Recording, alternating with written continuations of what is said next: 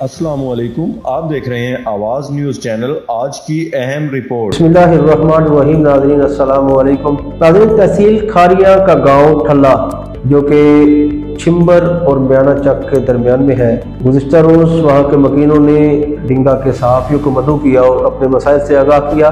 तो वहाँ पे उनका बहुत बड़ा मसला जो है निकासी आब का था। वहाँ के मकीनों के मुताबिक उनका जो है छप्पर जो निकासियाब के लिए बनाया गया, उसका कुल रकबा जो था वो 20 कनाल 18 मरले था। उनके मुताबिक जो है वो उसमें से बाकी रकबा पर जो छप्पर का जो बाकी हिस्सा है उसमें उन्होंने कब्जा कर लिया और जो उसमें भर्ती डाल दी है। बाकी सिर्फ 4 कनाल रकबा ऐसा छोड़ा है जहाँ पर वो अब जो है वो छप्पर जो मौजूद है, जो सारे गाँव की निकासी का जो है जरिया है। तो वो छप्पर की सफाई के मामले में उनको काफ़ी दुश्वारी का सामना है। अब छप्पर में भर्ती ज़्यादा या मट्टी को डालने से या कुछ भी होने से वहाँ पर उसकी ऊंचाई हो गई है और पानी जो है निकासी का वो ये तकरीबन ये गांव जो है ये मैं बता दूं आपको कि ये 70 घरानों पर मुश्तमिल है और इसके बाद सैकड़ों अफराद पर मुश्तमिल है।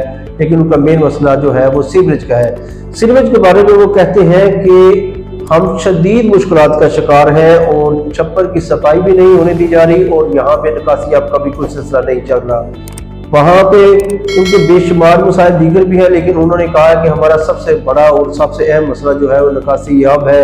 अगर निकासियाब नहीं होती तो घरों में और गलियों में पानी खड़ा हो जाता है, जिसकी वजह से पूरे गांव को शदीद परेशानी का सामना है।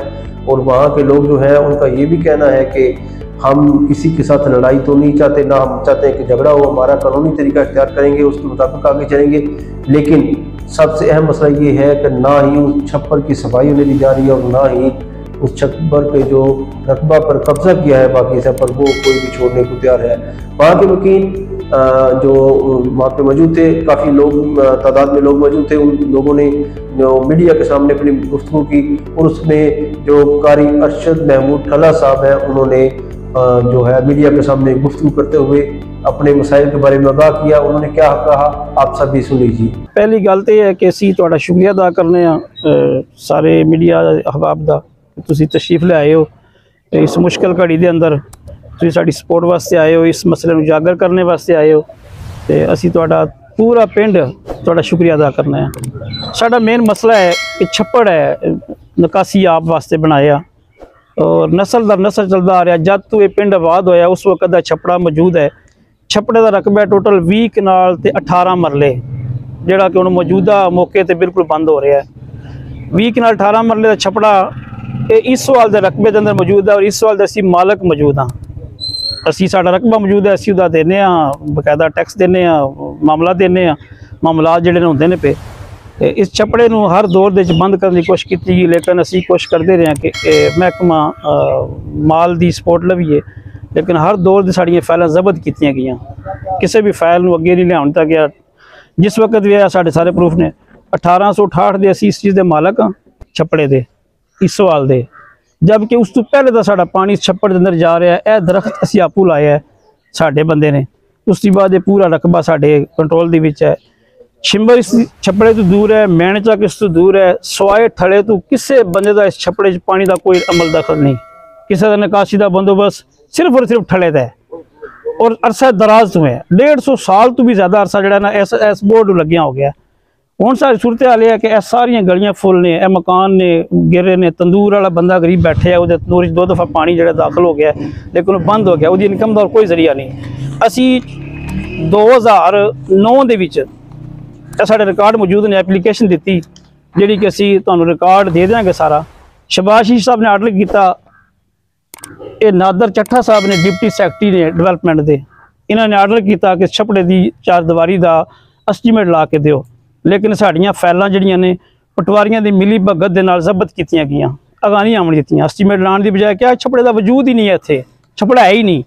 उसके बाद जाके असी दोबारा फिर महकमा रेवन्यू नूं कहा, महकमा रेवन्यू इत्थे आया, उन्हें देखा रिपोर्टां मौजूद ने सारियां, उन्होंने कहा जी वाकई छप्पड़ 20 कनाल 18 मरले छप्पड़ है और ये पहले देद है, आबादी वास्ते बने हैं। छप्पड़े का मतलब सिर्फ आबादी के पानी वास्ते बनया गया है।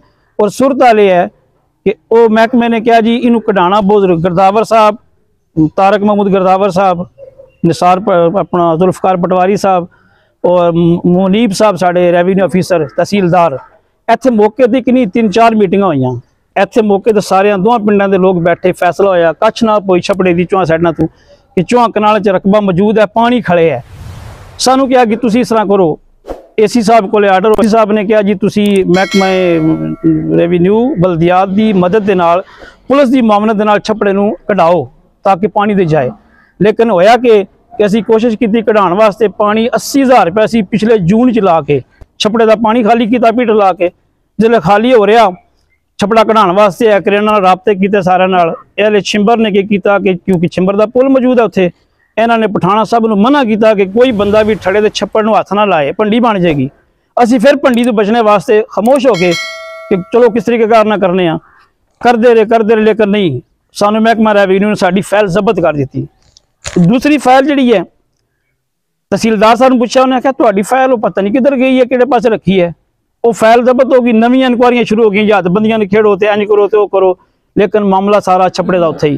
तहसीलदार साहब भी मौजूद ने, एसी साहब दोबारा आ गए जिन्होंने आर्डर साढ़े को मौजूद ने, फाइल मौजूद है पूरी। असी दोबारा आर्डर किए, एल छिंबर फिर दीवार बनाने ला पे तबूकों की छपड़े के रकबे के अंदर, जबकि वाजिब के अंदर मौजूद है। किसी भी आबादी का छपड़ा उन्होंने कोई बंदा तोड़ फोड़ नहीं सकता, भार नहीं सकता, वो छपड़ा छपड़े रहना है। और लोगों की आबादी के निकासी आप वास्ते बने हैं। इन्होंने जिसले वड़ना शुरू किया, साढ़े को रिपोर्ट मौजूद है, असी FIR कटाई है, 15 से कॉल की, पुलिस आई, बंदे ने परदे फड़ ले मौके पर फड़े। असी फिर तक कि इन्होंने जबरदस्ती भाड़ लेना, साड़ी दोवां पिंडां दी भंडी बन जानी है। उस भंडी नूं कतल वगारत नूं बचने वास्ते असी फिर कानून का सहारा लिया। असी जाके किया, स्टे कराई कि कोई बंदा छपड़े नूं भरे ना। हुण साडा स्टे भी आर्डर चलता पाया, लेकिन उसके बावजूद साडी कोई सुनवाई नहीं हो रही। हुण देख लो कि यह हुण सर्दियां गुजरियां ने, यह सारियां गलियां फुल ने, नालियां देख लो, यह अमजद का घर है, नाल गटर का बंद है, कितने दिनों तो बंद है गटर, उसका पानी बाहर नहीं। यह बाबा यात है, यह नाल साडे इन्हां दे अफजल के घर ने, टोटली पूरे निकासी का बंदोबस्त बंद है। अगे के अगे कोई बंदोबस्त नहीं, अगे कणक है, गंदम है, अफजल साहब की मिहनत करी दी किस टाइम, हुण कणक तैयार है, उहदे पानी नहीं लग सकता और गुंजाइश नहीं है। साडा मुतालबा है कि मेहरबानी करो कामे बाला तक साडी आवाज़ पहुँचाओ कि छपड़ा जिहड़ा है कढ़िया जे 20 कनाल 18 मरले, ये नहीं कि 4 कनाल, साढ़े को 4 कनाल काफ़ी है, बाकी 20 कनाल 18 मरले है, सारा कढ़िया जाए। अगर गौरमेंट की प्रॉपर्टी है, किसी बंदे को इस्तेमाल ना करनी दी जाए, गौरमेंट अपना कोई वोकेशनल ट्रेनिंग सेंटर बना दे, कोई भी इदारा बना दे 20 कनाल दे, जिदे पूरा इलाका फायदा उठाए। साडा छपड़ा 4 कनाल विच है, इनू डूंगा करके सानू दीवार बनाने की इजाजत दी जाए, जो महकमे का आर्डर ने।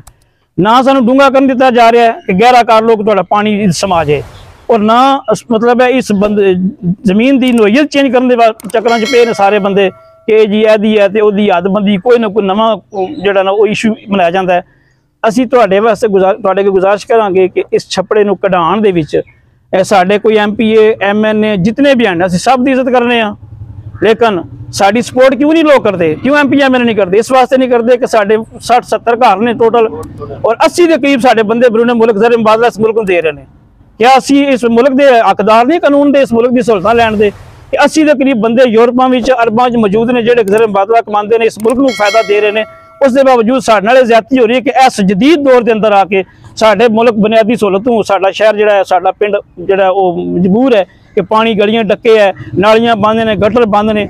इस तो वड्डी ज्यादती साडे नाल की हो सकती है? कोई बंदा नोटिस लैण वास्ते तैयार नहीं। AC साहब नूं पता है, तहसीलदार नूं पता है, सारे मामलात दा पता है, लेकिन कोई बंदा भी साडी ये गल नहीं सुनदा।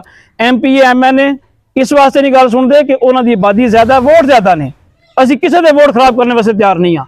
असीं चाहते हैं कि साडे अपने वोट कायम रखण, साडा जिथे किसी दिल कीता वोट देवेगा, लेकिन सानू हुण सोचना पवेगा। असीं हले दे भी सोचांगे, लेकिन असीं किसी दे ना वोट खराब करने आ, ना किसी की हिमायत करने आ। असीं चाहते हैं कि अगर कोई MPA MNA भी अगर चाहता है तो साडे वाल सपोर्ट करे, साडा मसले दा हल करे तो कढ देवे। असीं शुक्रगुजार हाँ तुहाडे, तुसीं साडे कोले आए हो।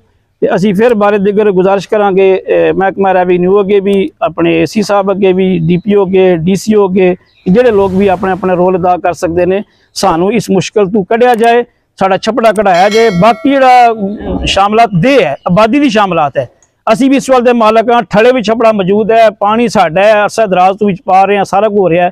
तो इत्थे ज्यादा मजबूरी गौरमेंट की है तो साड़ी दोवां पिंडां दी जंग ना कराए, बल्कि कोई ट्रेनिंग सेंटर बना दे, कोई फलाई इदारा बना दे, स्पोर्ट का बना दे। कब्रिस्तान का रकबा अलग है, वो 35-40-32 कनाल 2 मरले अलग है, 5 कनाल अलग है, 2 कनाल अलग है, वो अलग मौजूद है।